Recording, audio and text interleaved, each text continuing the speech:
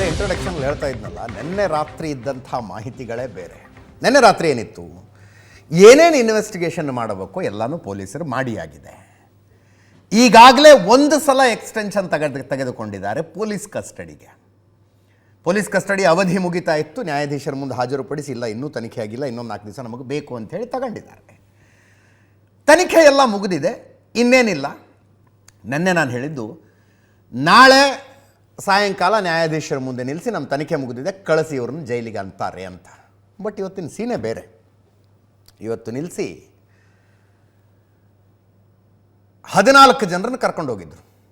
14 ಜನರ ಪೈಕಿ SPP ಅವರು ಪ್ರಸನ್ನ ಕುಮಾರ್ ಲಿಸ್ಟ್ ಕೊಟ್ಟರು. Accused number so and so, so and so, so and so, so and so. ಇವ್ರದ್ದು ತನಿಖೆ ಮುಗಿದಿದೆ, ಇವ್ರನ್ನ ಕಳಿಸಿ ಜೈಲಿಗೆ. Accused number so and so, so and so, ಈ 4 ಜನರ ತನಿಖೆ ಇನ್ನೂ ನಡೀಬೇಕಾಗಿದೆ. ಇವ್ರನ್ನ ವಾಪಸ್ 4 ದಿವಸ ನಮ್ಮ ಕಸ್ಟಡಿ ಕೊಡಿ ಅಂತ ಕೇಳಿದ್ರು. ಮಧ್ಯಾಹ್ನನೇ ಸುದ್ದಿ ಬಂದಿತ್ತಿದು. ಮತ್ತೆ ಕಸ್ಟಡಿ ಕೇಳ್ತಾರೆ. ಯಾರ್ಯಾರನ್ನ ಕೇಳ್ತಾರೆ ಅಂದರೆ ದರ್ಶನ್ ಸೇರಿದಂತೆ 4 ಜನರನ್ನ ಕಸ್ಟಡಿ ಕೇಳ್ತಾರೆ ಅಂತ. ಹಾಗೆ ಆಯಿತು. ಪ್ರಬಲವಾದ ಪ್ರತಿವಾದಗಳಾದವು.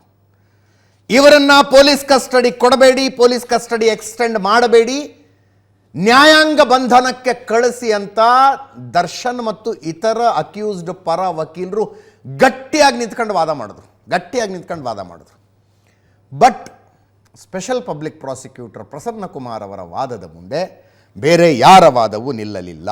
ಅಂತಿಮವಾಗಿ ಏನಾಯಿತು, ಆರೋಪಿ ನಂಬರ್ 2 ದರ್ಶನ್, ಆರೋಪಿ ನಂಬರ್ 9 ಧನರಾಜ್, ಆರೋಪಿ ನಂಬರ್ 10 ವಿನಯ್, ಆರೋಪಿ ನಂಬರ್ 14 ಪ್ರದೂಷ್, ಇಷ್ಟು ಜನ ಮತ್ತೆ ಪೊಲೀಸ್ ಕಸ್ಟಡಿಗೆ ಬಂದರು.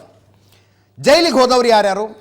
Accused number 1 Pavithra Gowda, accused number 3 Pavan, ಆರೋಪಿ ನಂಬರ್ 4 ರಾಘವೇಂದ್ರ, ಆರೋಪಿ ನಂಬರ್ 5 ನಂದೀಶ, ಆರೋಪಿ ನಂಬರ್ 6 ಜಗದೀಶ, ಆರೋಪಿ ನಂಬರ್ 7 ಅನುಕುಮಾರ್, ಆರೋಪಿ ನಂಬರ್ 8 ರವಿಶಂಕರ್, ಆರೋಪಿ ನಂಬರ್ 11 ನಾಗರಾಜ, ಆರೋಪಿ ನಂಬರ್ 12 ಲಕ್ಷ್ಮಣ, ಆರೋಪಿ ನಂಬರ್ 13 ದೀಪಕ್, ಆರೋಪಿ ನಂಬರ್ 15 ಕಾರ್ತಿಕ್, ಆರೋಪಿ ನಂಬರ್ 16 ಕೇಶವಮೂರ್ತಿ ಮತ್ತು ನಿಖಿಲ್ ನಾಯಕ್ ಆರೋಪಿ ನಂಬರ್ 17. ಈ 10 ಜನ ಜೈಲಿಗೆ ಹೋದರು. ಅಲ್ಲಿಗೆ ಟೋಟಲ್ ಆಗಿ ಈ ಪ್ರಕರಣದಲ್ಲಿ 13 ಜನ ನ್ಯಾಯಾಂಗ ಬಂಧನಕ್ಕೆ ಹೋದಂಗಾಯಿತು. 13 ಜನ ನ್ಯಾಯಾಂಗ ಬಂಧನಕ್ಕೆ, 4 ಜನ ಪೊಲೀಸ್ ಕಸ್ಟಡಿಯಲ್ಲಿದ್ದಾರೆ. ಏನಾಯಿತು? ಇವತ್ತಿನ ವಾದ ಪ್ರತಿವಾದಗಳ ಜಿಸ್ಟ್ ಏನು? Special public prosecutor Prasanna Kumar ಅವರು ದರ್ಶನ್ ಸೇರಿದಂತೆ 4 ಜನ ಆರೋಪಿಗಳನ್ನು ಇನ್ನೂ ಹೆಚ್ಚಿನ ವಿಚಾರಣೆಗೆ ಒಳಪಡಿಸಬೇಕಾಗಿದೆ, ನಮಗೆ ಕೊಡಿ ಇವ್ರನ್ನ ಅಂತ ಕೇಳಿದ್ರು. 4 ಜನ ಆರೋಪಿಗಳು ದರ್ಶನ್ ಸೇರಿದಂತೆ. 13 ಜನ ಆರೋಪಿಗಳನ್ನು ನೀವು ನ್ಯಾಯಾಂಗ ಬಂಧನ ಕೊಟ್ಕೊಳ್ಳಿ, ಪರವಾಗಿಲ್ಲ ಅಂದರು. ನ್ಯಾಯಾಧೀಶರು ಕೇಳಿದ್ರು, ಪೊಲೀಸ್ ಕಸ್ಟಡಿಯಲ್ಲಿ ನಿಮ್ಗೆ ಏನಾದ್ರು ಸಮಸ್ಯೆ ಆಯಿತಾ ಅಂತ ಆರೋಪಿಗಳನ್ನು ಕೇಳಿದ್ರು. ಇಲ್ಲ, ಏನೂ ತೊಂದರೆ ಆಗಿಲ್ಲ ಅಂತ ಆರೋಪಿಗಳು ಹೇಳಿದ್ರು. ಆವಾಗ ದರ್ಶನ್ ಪರ ವಕೀಲರು ಯಾವ ಕಾರಣಕ್ಕೂ ಇವರನ್ನು ಮತ್ತೆ ಪೊಲೀಸ್ ಕಸ್ಟಡಿ ಕೊಡಬೇಡಿ, ವಿಚಾರಣೆ ಅಂತ ಏನೇನು ಮಾಡಬೇಕೋ ಎಲ್ಲವನ್ನೂ ಮಾಡಿ ಆಗಿದೆ, ಏನೇನು ವಿಚಾರಣೆ ಆಗಬೇಕು ಎಲ್ಲ ವಿಚಾರಣೆ ಮಾಡಿಬಿಟ್ಟಿದ್ದಾರೆ ಪೊಲೀಸರು, ಮತ್ತೆ ಪೊಲೀಸ್ ವಶಕ್ಕೆ ಕೊಡಬೇಡಿ. ಮೊದಲ 2 ಸಲ ಪೊಲೀಸ್ ಕಸ್ಟಡಿಗೆ ಪಡೆಯೋದಕ್ಕೆ ರಿಮಾಂಡ್ ಅಪ್ಲಿಕೇಶನ್ ಏನು ಸಲ್ಲಿಸಿದ್ರು ಅದನ್ನು ಡಿಫೆನ್ಸಿಗೆ ಕೊಡಬೇಕಾಗಿತ್ತು, ಇನ್ನೂ ಕೊಟ್ಟಿಲ್ಲ ಇವರು ನಮಗೆ. ಇವತ್ತು 3ನೇ ಸಲ ಪೊಲೀಸ್ ಕಸ್ಟಡಿ ಕೇಳ್ತಾ ಇರೋದು. ಮೊದಲು 2 ಸಲದ್ದೇ ಇನ್ನೂ ಕೊಟ್ಟಿಲ್ಲ ಇವರು ನಮಗೆ, ರಿಮಾಂಡ್ ಅಪ್ಲಿಕೇಶನ್ನೇ ಕೊಟ್ಟಿಲ್ಲ. ನ್ಯಾಚುರಲ್ ಜಸ್ಟಿಸ್ ಫಾಲೋ ಆಗ್ತಾ ಇಲ್ಲ ಇಲ್ಲಿ ಅಂದರು ದರ್ಶನ್ ಪರ ವಕೀಲರು. ನ್ಯಾಚುರಲ್ ಜಸ್ಟಿಸ್ ಫಾಲೋ ಆಗ್ತಾ ಇಲ್ಲ. ಇಷ್ಟೆಲ್ಲ ಆದಮೇಲೆ ನ್ಯಾಯಾಧೀಶರು ತೀರ್ಪು ಬರ್ಸೋದಕ್ಕೆ ಶುರು ಮಾಡಿಬಿಟ್ಟಿದ್ರಂತೆ. ಕೋರ್ಟ್ ಒಳಗಡೆ ಇದ್ದವ್ರು ಹೇಳ್ತಾರೆ. ಅಂದರೆ ಮತ್ತೆ ಹೆಚ್ಚಿನ ಪೊಲೀಸ್ ಕಸ್ಟಡಿಗೆ ಯಾರೂ ಇಲ್ಲ, ಎಲ್ಲರೂ ಜೈಲಿಗೆ ಹೋಗಲಿ ಅಂತ ತೀರ್ಪು ಬರ್ಸೋದಕ್ಕೆ ಶುರು ಮಾಡಿದ್ರಂತೆ. ಆವಾಗ SPP ಸ್ವಲ್ಪ ಸಿಟ್ಟಿಗೆದ್ರು ಅಂತ ಹೇಳೋದಕ್ಕೆ ಬರೋದಿಲ್ಲ, ಹೈಪರ್ ಆ್ಯಕ್ಟಿವ್ ಆದರು ಪ್ರಸನ್ನ ಕುಮಾರ್ ಅವರು. ಏನು ರೀ, ರಿಮಾಂಡ್ ಅಪ್ಲಿಕೇಶನ್ ಅಲ್ಲ, ತಗೊಳ್ಳಿ, ಲಾಸ್ಟ್ ಟೈಮದ್ದಿದ್ದು, ಅದರ ಹಿಂದಿಂದಿದ್ದು, ಈ ಸಲದ್ದಿದ್ದು ಅಂತ ರಿಮಾಂಡ್ ಅಪ್ಲಿಕೇಶನ್ಗಳನ್ನು ವಕೀಲರಿಗೆ ಕೊಟ್ಟರು, ಅವರ ವಕೀಲರಿಗೆ. ಮತ್ತೆ ದರ್ಶನ್ ಪರ ವಕೀಲರು ಏನು ಹೆಚ್ಚಿನ ವಿಚಾರಣೆ ಮಾಡಬೇಕು ಅಂತಲೇ ಹೇಳ್ತಾ ಇಲ್ಲ ಇವರು, ಸುಮ್ಮನೆ ವಶಕ್ಕೆ ಕೊಡಿ ಅಂತಿದ್ದಾರೆ. ಅದಕ್ಕೆ SPP ಅವರು ಹೇಳಿದ್ರು, ಎಲ್ಲವನ್ನೂ ವಿವರವಾಗಿ ರಿಮಾಂಡ್ ಅಪ್ಲಿಕೇಶನ್ನಲ್ಲಿ ಹೇಳಿದ್ದೀವಿ, ಆರೋಪಿಗಳ ಮನೆಯವ್ರಿಗೂ ಕೊಟ್ಟಿದ್ದೀವಿ ಅಂದರು. ಅದಕ್ಕೆ ದರ್ಶನ್ ಪರ ವಕೀಲರು ನಿಮ್ಮ ತನಿಖೆಯ ಮಾಹಿತಿಗಳ ಸೋರಿಕೆಯಾಗ್ತಾ ಇದ್ದಾವೆ ಅಂದರು.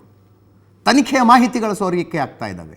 ಆರೋಪಿಗಳು ಏನೇನು ಬಾಯ್ಬಿಟ್ರು, ಅವ್ರನ್ನ ಎಲ್ಲಿ ಕರ್ಕೊಂಡು ಹೋಗಿದ್ರು, ಅಲ್ಲಿ ಏನು ಸಿಕ್ತು, ಏನಾಯಿತು, ವಿಷಯಗಳು ಹೊರಗೆ ಬರ್ತಾ ಇದ್ದಾವೆ ಅಂದರು ದರ್ಶನ್ ಪರ ವಕೀಲರು. ಆವಾಗ ಪ್ರಸನ್ನ ಕುಮಾರ್, ಈ ಭಾಷಣ ಎಲ್ಲ ಇಲ್ಲಿ ಮಾಡಬೇಡಿ, ನಾನು ಮೀಡಿಯಾ ಮುಂದೆ ಮಾತಾಡಿಲ್ಲ, ಪೊಲೀಸ್ ಅಧಿಕಾರಿಗಳ ಮೀಡಿಯಾ ಮುಂದೆ ಮಾತಾಡಿಲ್ಲ. ಆ್ಯಕ್ಚುಲಿ ಅವ್ರು ಹೇಳಕ್ಕೆ ಹೊರಟಿದ್ದೇನೆಂದರೆ ಮೀಡಿಯಾ ಮುಂದೆ ಮಾತಾಡ್ತಾ ಇರೋರು ನೀವು ಅಂತ. ದರ್ಶನ್ ಪರ ವಕೀಲರು ಮಾಧ್ಯಮದ ಮುಂದೆ ಹಾಜರಾಗಿ ಮಾತಾಡ್ತಾ ಇದ್ದಾರೆ ಹೊರತು ಸ್ಪೆಷಲ್ ಪಬ್ಲಿಕ್ ಪ್ರಾಸಿಕ್ಯೂಟರು ಮೀಡಿಯಾಗೆ ಮಾತಾಡಿಲ್ಲ, ಪೊಲೀಸ್ ಅಧಿಕಾರಿಗಳು ಮೀಡಿಯಾಗೆ ಮಾತಾಡಲಿಲ್ಲ. ಮೀಡಿಯಾಗೆ ಮಾತಾಡಿರುವ ಏಕೈಕ ಪೊಲೀಸ್ ಅಧಿಕಾರಿ ಯಾರಂದರೆ ಪೊಲೀಸ್ ಕಮಿಷನರು, ಅದು ತಮ್ಮ ವೀಕ್ಲಿ ಬ್ರೀಫಿಂಗ್ನಲ್ಲಿ ಅವ್ರು ಹೇಳೋಕ್ಕೆ ತನಿಖೆ ನಡೀತಾ ಇದೆ, ಇಷ್ಟು ಜನನ ವಶಕ್ಕೆ ಪಡ್ಕೊಂಡಿದ್ದೀವಿ, ಇಷ್ಟು ಸಾಕ್ಷಿಗಳಿದ್ದಾವೆ, ತನಿಖೆ ನಡೀತಾ ಇದೆ, this is an on going process, ಇದಕ್ಕಿಂತ ಜಾಸ್ತಿ ಏನು ಕೇಳಬೇಡಿ ಅಂತಾರೆ ಕಮಿಷನರು. ಮೀಡಿಯಾಕ್ಕೆ ಎಲ್ಲಿಂದ ಮಾಹಿತಿ ಹೋಗುತ್ತೆ ಅಂತ ಅವರು. ನಾವಾಗಲಿ ತನಿಖಾಧಿಕಾರಿಯಾಗಲಿ ಮೀಡಿಯಾ ಮುಂದೆ ಹೋಗಿಲ್ಲ, ಮಾಧ್ಯಮದವರು ಅವರ ಕೆಲಸ ಮಾಡ್ತಾ ಇದ್ದಾರೆ, SPP ಅವರು ಹೇಳಿದ್ದು. ಅದರ ಜೊತೆಗೆ 40,40,000 ರೂಪಾಯಿ ಸೀಸ್ ಆಗಿದೆ.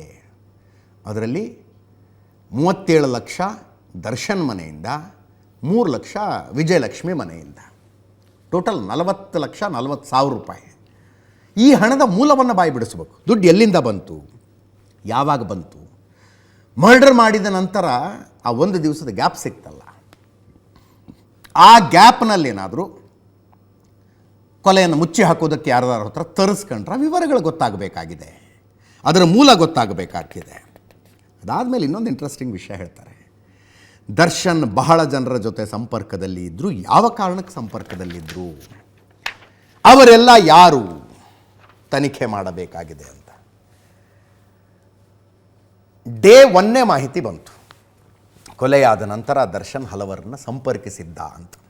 ಏನಂತ, ಯಾವುದೋ ಒಬ್ಬ ಹುಡುಗ ಹಿಂಗೇನೋ ಕೆಟ್ಟ ಮೆಸೇಜ್ ಕಳಿಸಿದ್ದ, ಅವನ್ನ ಕರೆಸಿ ಎಚ್ಚರಿಸೋಣ ಅಂದರೆ ನಮ್ಮ ಹುಡುಗರು ಹೊಡೆಯೋಕ್ಕೆ ಹೋಗಿ ಪ್ರಾಣ ಹೋಗಿಬಿಟ್ಟಿದೆ, ನಮ್ಮ ಹುಡುಗರು ಹೊಡೆಯೋಕ್ಕೆ ಹೋಗಿ ಪ್ರಾಣ ತೆಗೆದುಬಿಟ್ಟಿದ್ದಾರೆ, ನಂದಂತೂ ಏನೂ ಇಲ್ಲ ಇದರಲ್ಲಿ, ಅವ್ರನ್ನ ಪ್ರೊಟೆಕ್ಟ್ ಮಾಡಬೇಕು, ಒಂಚೂರು ಸಹಾಯ ಬೇಕು ಅಂತ ಯಾರ್ಯಾರಿಗೂ ದರ್ಶನ್ ಫೋನ್ ಮಾಡಿದ್ದ ಅನ್ನುವ ಮಾಹಿತಿಗಳಿದ್ದು.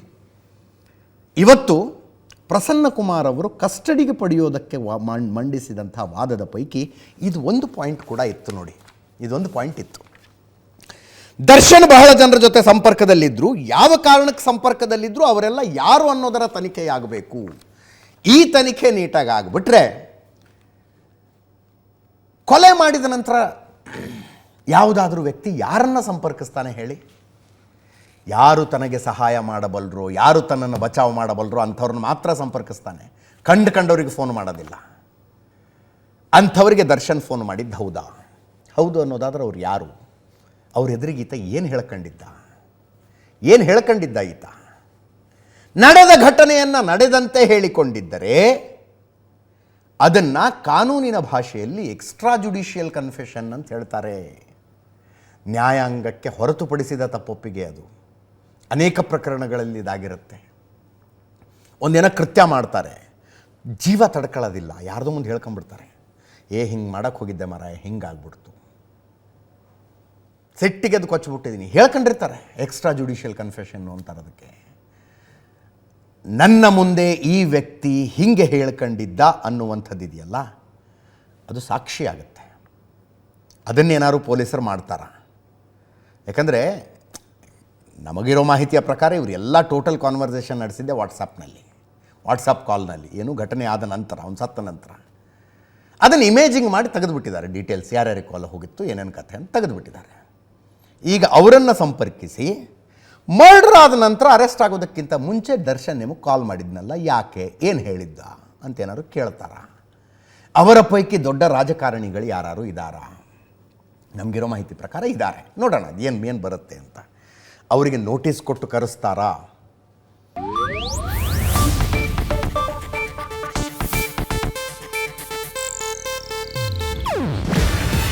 ಇದು ಏಷ್ಯಾನೆಟ್ ನ್ಯೂಸ್ ನೆಟ್ವರ್ಕ್ ಪ್ರಸ್ತುತಿ. ನೀವು ನೋಡ್ತಿದ್ದೀರಾ ಏಷ್ಯಾನೆಟ್ ಸುವರ್ಣ ನ್ಯೂಸ್.